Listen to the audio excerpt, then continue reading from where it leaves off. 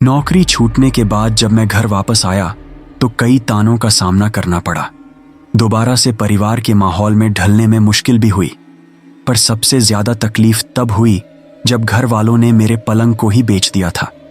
बड़े भैया ने मुझे कुछ पैसे दिए कि मैं एक नई खाट ले आऊं, मगर जितने पैसे थे उसमें एक पुरानी खाट भी नहीं आ सकती थी।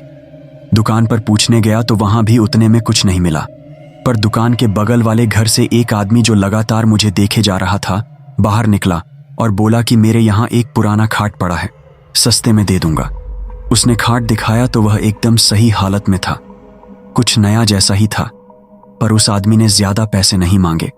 यह देखकर मुझे हैरानी हुई, मगर अब फायदा होते हुए देख मैंने कुछ नहीं कहा। रात को खाना खाने के बाद मैंने राहत की सांस ली कि अब सोने का तो ठिकाना हुआ। कम से कम थोड़ी देर टहलने के बाद बिस्तर लगा के मैं सोने चला गया।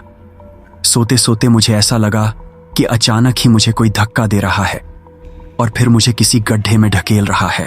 पूरा शरीर दर्द कर रहा था। चीखते हुए मेरी नींद खुली तो मैं पसीने से लथपथ था।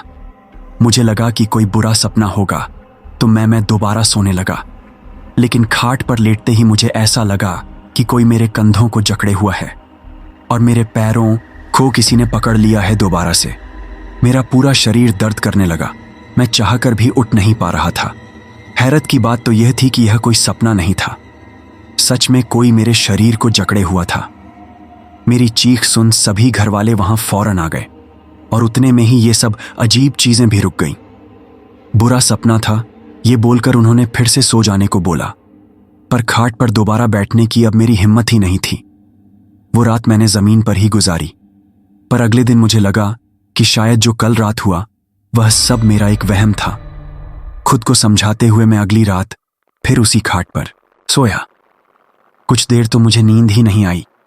फिर जब कुछ देर तक कोई भी अजीब चीज नहीं हुई तो मेरी आंख लग गई, पर आधी रात में एक बार फिर मुझे लगा कि कोई मेरे शरीर को पीछे की ओर खींच रहा है।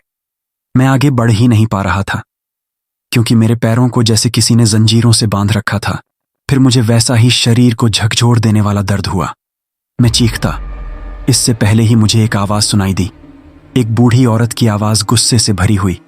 मेरी जगह पर आखिर क्यों आए तुम? ये मेरा बिस्तर है, निकल जाओ यहां से, जाओ यहां से। बहुत देर तक ये आवाज मेरे आसपास भटकती ही रही, फिर इतना पास आ गई कि लगा मेरे दिमाग से ही निकल रही हो, न कि बाहर से। शरीर के साथ साथ अब मेरा सर भी फटा जा रहा था। तब अचानक मुझे लगा कि मेरी माँ मुझे बुला रही हैं। उनकी आवाज से मेरी नींद ही टूट गई। मैं जब उठा तो पनों से लखपत था। मेरी माँ मेरे पास खड़ी थी और वह बुरी तरह से घबरा रही थी। जब मैंने अपने पैरों को देखा तो मेरे पैरों पर रस्सी और खरोच के निशान दिखे तो मैं भी चौंक उठा। मैं समझ गया कि जो मैं महसूस कर रहा था वह कोई सपना नहीं था। सुबह होते ही मैंने उस खाट को उठाया और बाहर फेंक आया। कुछ देर बाद वह वहां था ही नहीं। जरूर ही कोई उसे उठाकर कहीं ले गया होगा। अगली रात भी मैंने पर गुजारी, लेकिन उस खाट का ख्याल मुझे सोने ही नहीं दे रहा था। थोड़ी बहुत नींद लेकर सुबह उठा। दोस्तों, 2015 में इंडिया में एक ऐसा केस भर आया जिसमें स्टार प्लस के हेड पीटर और उनकी वाइफ इंद्रनी को कर लिया गया अरेस्ट। पुलिस के अकॉर्डिंग इंद्रनी और पीटर ने मिलकर इंद्रनी की बहन शीना बोरा का मर्डर किया था। लेकिन जैसे जैसे ये केस आगे बढ़ा, एक के बाद एक ऐसे राज खुले जिन्होंने पूरे इंडिया को चौंका कर रख दिया। कौन थी शीना बोरा और क्या हुआ उसके साथ, जानने के लिए देखिए शीना बोरा मर्डर केस स्टोरी सिर्फ हमारे crime channel the crime show पर, लिंक डिस्क्रिप्शन और पिंड कमेंट में।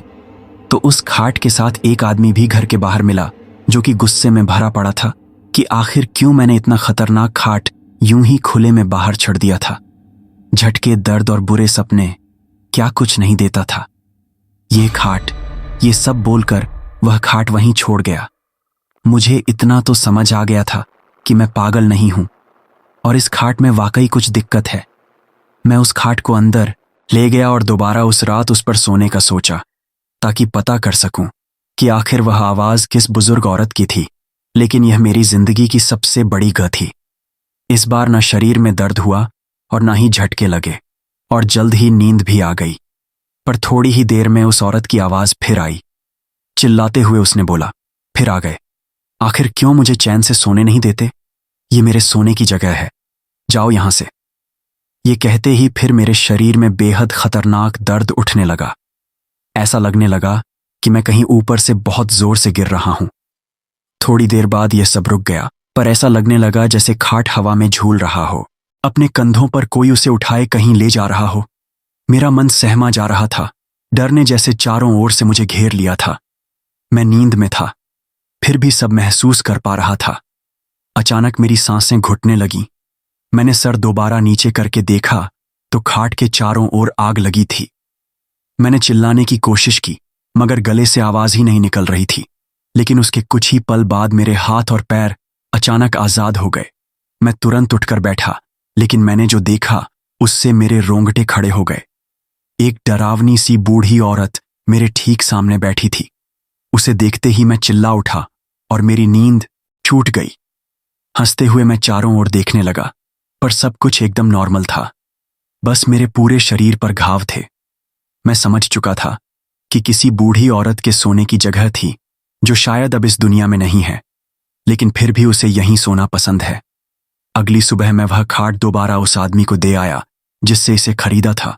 उसे इन सब चीजों के बारे में बताया तो ये मालूम हुआ कि उसकी मां ने कुछ ही दिन पहले इस खाट पर दम तोड़ा था। उसके बाद से वह खाट उसने अपने ने कमरे में ही खाली पड़े रहने दी, ताकि उसकी मां अब चैन से सो सके। खैर जो भी हो, मैं उस पुरानी घाट के भयानक एक्सपीरियंस को कभी नहीं भूल पाऊंगा दोस्तों। इस पुरानी खाट की कहानी के बाद एंजॉय करिए एक थ्रिलिंग क्राइम स्टोरी हमारे नए क्राइम चैनल दी क्राइम शो पर हम लाए हैं।